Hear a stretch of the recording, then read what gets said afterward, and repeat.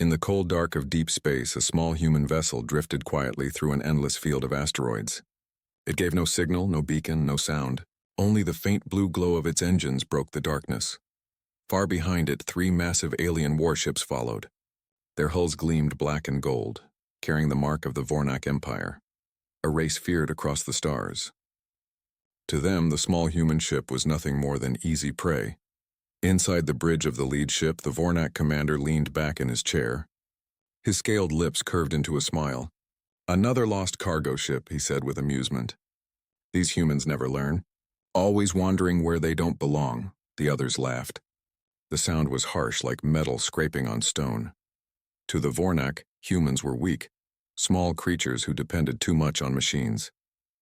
They had hunted and destroyed dozens of smaller races for fun. To them, this chase was sport. Commander Vorntek stood and walked closer to the giant screen. The human ship moved slowly, weaving between asteroids. "Deploy the trackers," he ordered. "Let's end this quickly." A dozen small drones launched from the Vornak warships, spreading like silver insects. Each drone sent out a red pulse, scanning the area for human movement. At first, everything looked normal. The trackers followed the human ship's path and transmitted data smoothly. But minutes later, one signal blinked out. Then another. "Commander," said a technician, frowning. "Tracker 7 has stopped transmitting." "Probably hit an asteroid," Vorntek replied. "Send another." They sent 2 more drones. Both disappeared within minutes. The commander's smile began to fade. He stepped closer to the screen. "Check for interference." "No interference, sir," said the technician, voice shaking slightly. "The signals are just gone." "Gone," Vorntek repeated. His tail flicked in irritation. "Nothing simply vanishes in space." Another officer spoke up. "Sir, Tracker 3 is showing movement behind it, something large." "Behind it?" Before anyone could answer, the main screen flashed. Tracker 3's final transmission came through, a blur of motion, a shadow rushing toward the drone faster than any known ship. Then static. The bridge fell silent. For a long moment, no one spoke. The sound of the ship's engines filled the air, low and steady. Commander Vorntek's eyes narrowed. "Replay that image," they did. The shadow was vague, almost shapeless, but it moved with purpose, alive, intelligent. "Is that the human vessel?" Someone whispered. "No," said Vorntek quietly. "That's something else." He turned to his crew. "Send a message to all ships. Form a perimeter. Find that human ship before—" "Sir," the radar officer interrupted. "Multiple signatures gone. Trackers 4 through 9 lost." "How?" Vorntek demanded. "We're not near any gravity wells or radiation fields." The technician's voice cracked. I don't know. They just vanished off the grid." The commander gritted his teeth. The laughter and arrogance that had filled the bridge earlier were gone now. Replaced by uneasy silence for the first time, they began to feel what their prey had always felt: fear. "Scan for heat signatures," the commander ordered. The screens flickered again. For a moment they showed nothing but black. Then movement. A single line of light appeared behind their ships. It wasn't the human vessel. It was something smaller, faster, colder. "Impossible," whispered one of the officers. "It's right behind us." Before they could react, one of the escort ships exploded in a silent burst of light. The shockwave hit the flagship moments later, shaking the deck. Alarms blared. "Report," Vorntek shouted. "Unknown weapon impact. We're hit. Shields holding, but secondary ship destroyed." The commander stared at the remains of his fleet. He could barely believe it. A simple human ship shouldn't have been capable of this. Humans were traders, miners, not warriors. He clenched his claws. "Target that human ship. I want it destroyed." But there was nothing to target. The human vessel had vanished from every sensor. It was like chasing smoke in the wind. Suddenly, a faint signal appeared on the comms. At first it was static, then a voice, calm, cold, unmistakably human. "You should have stayed home, hunters." The bridge froze. Every eye turned toward the speakers. The human voice continued, lower now. "You wanted a chase. Now you have one." Then the transmission ended. The Vornak ships began scanning wildly, firing at empty space. Each blast of plasma hit nothing. Seconds later, another explosion echoed from behind them. Another warship destroyed. "Sir, it's everywhere," cried the radar officer. "We can't lock onto it. It's like it's inside our systems." Vorntek's heart pounded in his chest. "Inside?" He stared at the dark screen, thinking back to the first time he had seen humans during the Galactic Council years ago. They were quiet, polite, almost harmless. He had laughed at them then. Now he wasn't laughing. The human ship's shadow appeared again for a split second, silent, sleek, shaped like a spear. Then it was gone. The commander's voice trembled as he whispered, "What kind of ship moves like that?" No one answered. A few minutes later, another message came in from one of the scout ships. The voice was broken, full of static. "Sir, it's not the ship we're tracking." A pause. "It's tracking us." Then silence. Every screen went black. Every light dimmed. In the middle of the darkness, Commander Vorntek finally understood. The hunt was over, and the hunters had just become the prey. The remains of the destroyed Vornak warship floated silently through the asteroid field. Small pieces of twisted metal drifted past the viewing window of Commander Vorntek's flagship. The air on the bridge was thick with fear. No one dared to speak. Hours had passed since their trackers vanished. The human ship had disappeared from every sensor, but the memory of that voice still echoed in their minds. "You wanted a chase. Now you have one." Vorntek stood motionless, staring at the broken wreckage on the screen. He had hunted dozens of species before. None had ever dared fight back. Yet this one human vessel had destroyed 2 warships without being seen. "What are we facing?" whispered one of the officers. Vorntek didn't answer. His eyes were fixed on the static flickering across the display. Something about it felt wrong. The communications officer spoke softly. "Sir, long-range scanners are not responding. Every signal we send out is bouncing back." "Bouncing back?" "Yes, sir." "As if something is copying them." The commander frowned. "You mean something's imitating our signals?" The officer nodded nervously. "Exactly. We can't tell what's real anymore." A deep unease spread through the bridge. The Vornak had always believed they were the galaxy's perfect hunters. But now, their own technology was betraying them. On another ship in the fleet, Lieutenant Kor was leading a repair team. The corridors were dim, the lights flickering. Sparks fell from open wires. "We need to restore internal scanners," he said. "The commander wants full coverage." As the team worked, Kor's wrist communicator crackled. "Lieutenant, do you hear that?" A strange sound filled the channel, soft, rhythmic. "Like breathing. Whose line is that?" Kor asked. No one answered. Then through the static, a calm voice spoke. "Turn off your lights." The crew froze. That was no Vornak voice. It was human. Kor's eyes widened. "Who is this?" "Identify yourself." "You wanted a hunt," the voice replied quietly. "Now hide." Then silence. The lights flickered once more and Dinan went out completely. When power returned seconds later, half the team was gone. Only the sound of heavy breathing echoed through the comms. Kor backed away, shaking. "Command, we have intruders." "I repeat, Static swallowed his voice. Back on the flagship, Vorntek's officers were panicking. "Sir, we lost contact with the repair team." Vorntek slammed his fist on the console. "Locate them." "We can't. Their ship is still there, but all life signs are gone." He stared at the screen showing a dark silhouette of the damaged vessel. No heat, no movement. Just cold metal drifting slowly in the void. "Scan for human presence," he ordered. Nothing detected. The commander growled. "Then where did they go?" A low hum filled the room. Every system screen began to glitch. Strange code appeared. Not Vornak, not human. A mix of both. "What is that?" "It's rewriting our system commands," said the technician. "It's learning our language." Vorntek turned sharply. "Learning?" The technician swallowed hard. "Sir, whatever it is, it's inside our ship's network." The commander's spines bristled in anger and fear. "You mean we're being hacked by that human ship?" Before the officer could respond, the main screen came alive again. A single word appeared across it in glowing white letters. "Hello." The bridge fell silent. Then another word appeared. "Run." And before anyone could react, the ship's engines roared to life on their own. The vessel began turning sharply toward the asteroid field. "Manual override," Vorntek shouted. "Stop this now." "I can't, sir. The ship is controlling itself." The Vornak flagship rushed straight into the dense field of rocks, scraping its hull. The asteroids tore through their shields, shut it down. Finally, with a loud crack, the ship halted. The lights dimmed. Smoke rose from consoles. Vorntek fell back into his seat, panting. "Status report." The technician looked pale. Navigation is offline. Weapons offline. Life support unstable. Any sign of the human vessel? No, sir, nothing. Vorntek's jaw tightened. Then they're still here.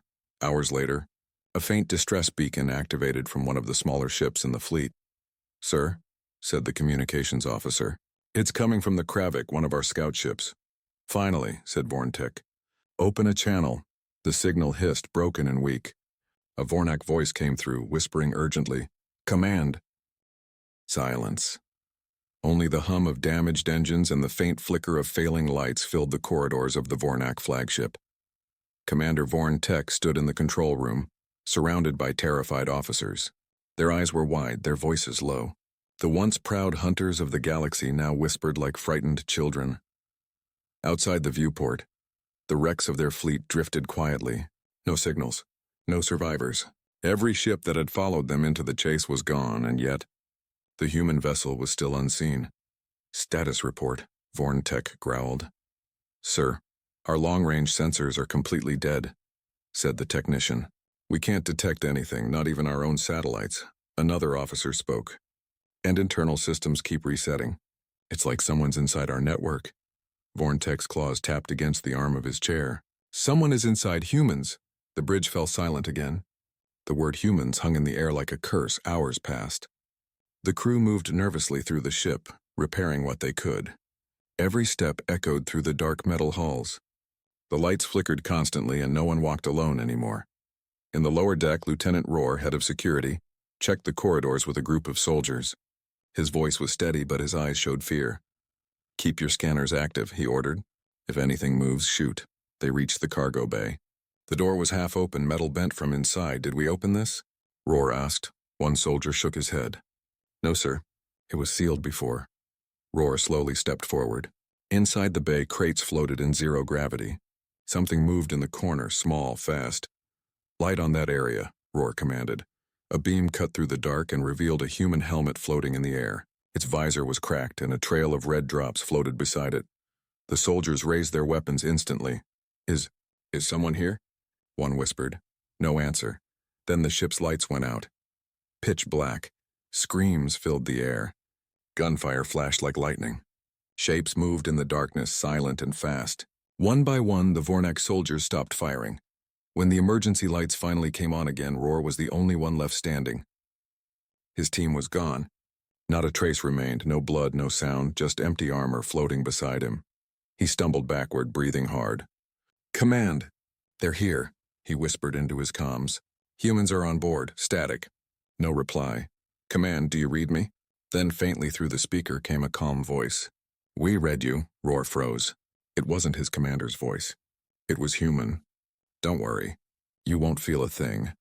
The line went dead. On the bridge, Vorntek slammed his fist on the console. We've lost contact with the security teams. Sir, multiple motion detections on lower levels, shouted the radar officer. Something's moving inside the ship. Can you identify it? No, sir, it's using our own transponder codes. Vorntek's tail lashed in anger. Activate internal defenses. Turrets along the corridors whirred to life. Red lights blinked. The defense systems locked onto targets. But then every turret turned upward, aimed at the ceiling. What? Without warning, the guns fired. Bullets tore through the ship's own hull. Pressure alarms screamed. The air began to leak. Shut it down. Vorntek shouted, I can't! The system isn't responding. The commander's scales turned pale. They're controlling our ship again. Then as suddenly as it began, everything stopped. The firing ceased. The alarms went quiet. From the ship's intercom came a low, steady voice. Commander Vorntek, everyone froze. Your hunters are gone. Your ships are gone. Do you still think humans are prey? The commander's claws dug into the metal console. Who are you? He demanded. The voice didn't answer. Only a faint static sound filled the air, like breathing. Far away, deep in the maintenance tunnels, something moved silently, metal boots against steel floors. A shadow passed through the narrow hallways. It was a human soldier dressed in dark armor, face hidden behind a cracked visor. His name was Commander Elias Hayes, leader of the Ghostlight unit. He stopped beside a flickering panel and watched the red lights blink around him. His voice was calm as he whispered into his comm link. Section 4 clear. Proceeding to engineering. Another human voice replied, soft and steady. Copy that, Commander. 2 more squads ready for infiltration. Hayes looked up, eyes cold. No survivors. Disable, don't destroy. We send messages now. On the bridge, the Vornak technician suddenly gasped. Sir, I'm picking up human transmissions. Inside our ship. Vornak turned slowly. You mean they're... Yes, sir. They're here. The commander's heart raced. Seal all decks. Vent the air if you must. The officer obeyed, hands shaking as he entered the commands. But the doors refused to close. Instead, a message appeared on the main screen. Too late. An instant later, the lights on the bridge flickered. A single figure stepped through the side door, wearing black armor covered in scratches. The alien soldiers aimed their weapons, but the human raised his hand slowly. Don't, said the human calmly.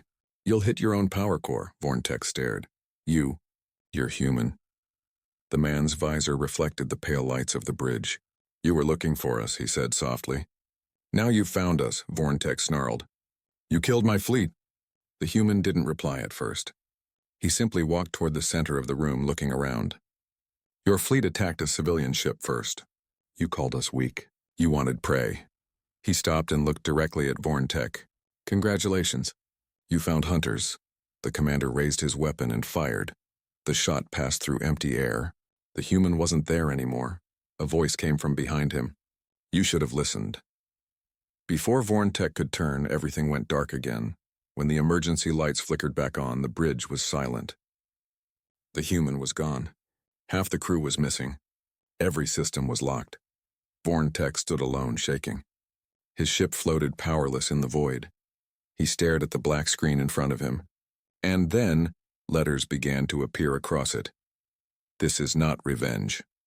This is a warning. Vornak whispered. What warning? The screen glowed brighter. Stop hunting humans. Or we'll finish the hunt for you. Then the power shut down completely. The flagship drifted silently, surrounded by the ruins of its fleet. The once feared hunters of the Vornak Empire were now shadows in the dark, erased by a single human vessel that no one had seen coming. And somewhere out there, beyond the asteroids, Commander Hayes watched from the ghostlight ship. Eyes cold and voice calm. Mission complete, he said quietly. Let's go home. The ghost light turned, engines glowing faintly blue, and vanished into the darkness. No one followed. No one dared, because now the galaxy knew humans were not prey. They were the ghosts that hunted the hunters. The Vornak fleet drifted in uneasy silence. Every sensor was active, every scanner running, but still no sign of the human ship. The darkness around them felt alive. It was no longer the Vornak who hunted. It was something else. Commander Rethan stood at the bridge window, his claws tapping nervously. Status report, he ordered. Nothing, sir, replied the officer. All scanners are clear, but... The alien hesitated, his voice low. But I keep hearing a strange sound through the comms. Like breathing. Rethan turned sharply. Breathing? In vacuum? Before the officer could answer, the lights flickered. The bridge screens glitched with static. Then one of the ship's outer cameras came back online, showing a shadow crawling across the hull. Everyone froze. The image zoomed in automatically. The shadow was not a trick of light. It was a shape, metallic, sleek, almost invisible except for the faint glow of its engines. Magnify that, Rethan ordered. The picture grew clearer, and there it was. A black angular human vessel far smaller than the Vornak ships but built with terrifying precision. It moved like a ghost, hugging the side of their flagship. Sir, whispered a technician, it's using our own radar blind spots to hide. Rethan's scales tightened. How long has it been there? The answer came too late. A sudden pulse of energy cut through space, hitting the nearest escort ship. In a flash of blue light, the vessel exploded silently. The blast wave shook the fleet. Return fire, Rethan shouted. All ships target that vessel. But the human ship was gone. It vanished from every screen, leaving only trails of static. Moments later, another Vornak cruiser went dark. Then another. Each time, no warning, only a flash and silence. The bridge filled with panic. We're surrounded. It's moving too fast. We can't track it. Voices overlapped, fear growing with each lost signal. Rethan slammed his claw against the console. Enough, lock onto its energy signature. It cannot disappear completely. The sensors struggled to keep up, tracing small bursts of radiation across the field. The alien crew realized something horrifying. There wasn't just one human ship. There were three. They moved in perfect formation, silent, invisible, striking like hunters. Rethan watched in disbelief. This can't be. Humans don't have stealth technology of this level. But the evidence was right in front of him. The humans weren't fleeing. They were studying them.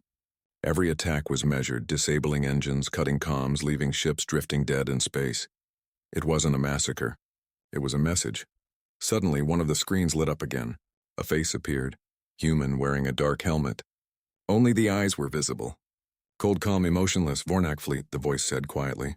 You entered restricted human territory. Leave your dead and go. Rethan's body stiffened. You think you can threaten us, human? He snarled. We are the hunters of this galaxy. The voice didn't change. Not tonight. Before Rethan could answer the transmission. In the vast expanse of space, silence reigned after the Vornak retreat. Their once mighty fleet limped through the stars, leaving behind wreckage, fear, and unanswered questions. The proud hunters of the galaxy were now the hunted, and every alien world would soon know it. For the first time in Vornak history, Commander Rethan did not speak as his fleet returned home. He stared at the endless stars, his mind replaying the haunting message. Next time, he didn't understand what it meant, but every instinct in his body told him humans weren't done. The news spread, faster than light. In the Galactic Council Hall, a place filled with hundreds of alien species, screens lit up with images of the destroyed Vornak ships. A deep silence filled the chamber as reporters played the intercepted footage again and again.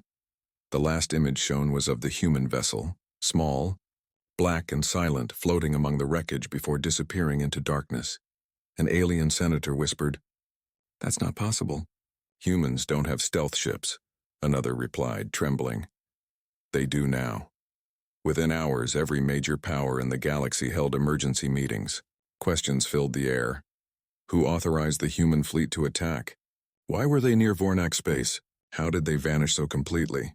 But there were no answers, only rumors and fear. On Earth's moon base, deep within the Human Defense Command, Admiral Hayes watched the same footage with calm eyes.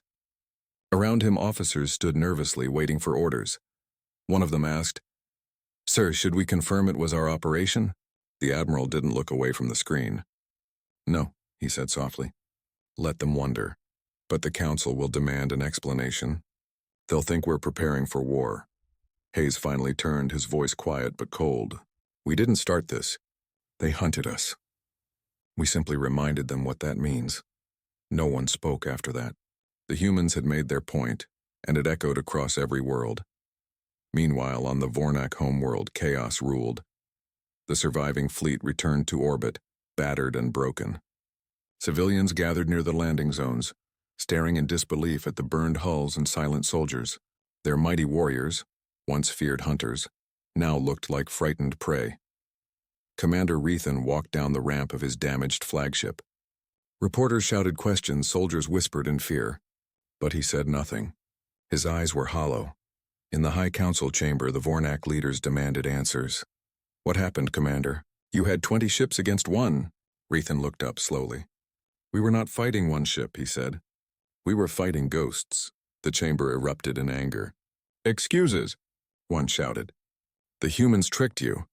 Rethan slammed his fist on the table. "They didn't trick us, they hunted us. They were watching us before we even saw them.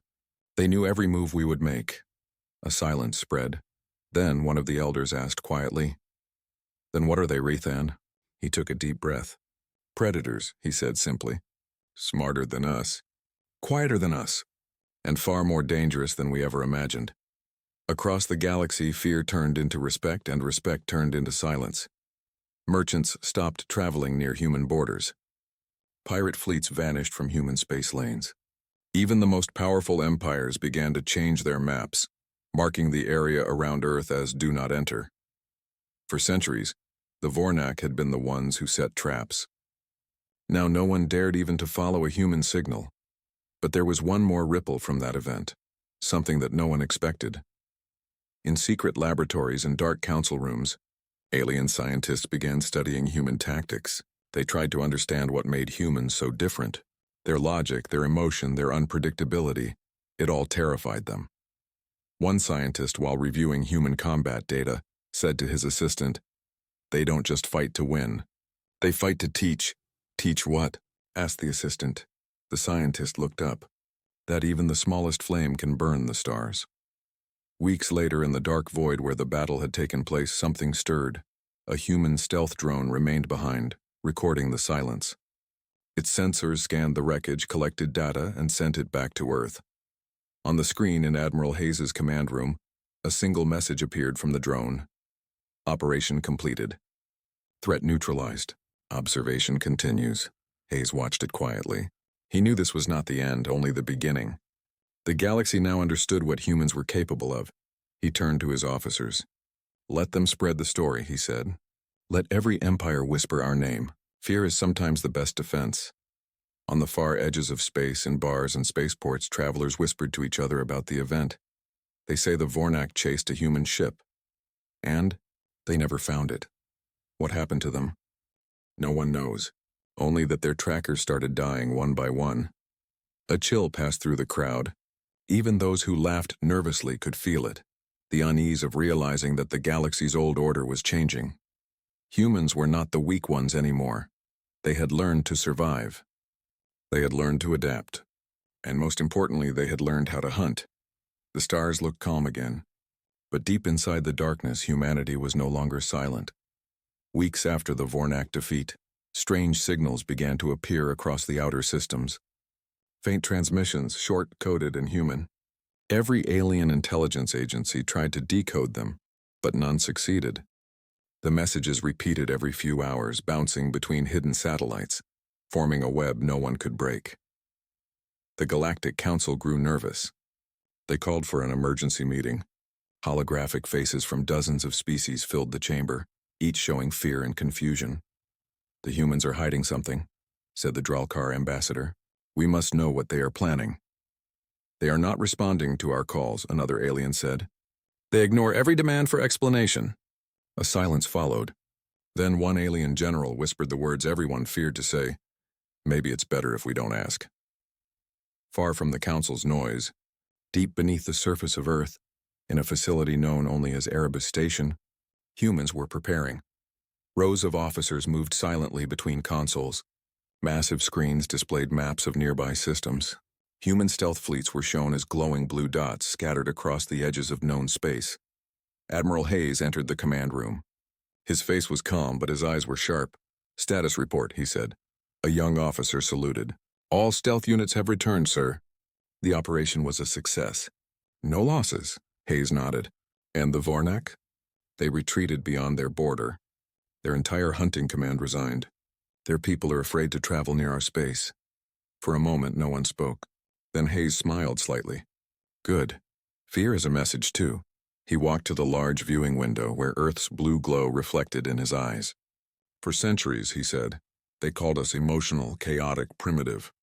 But we learn faster than any of them imagine. Every time they strike, we evolve."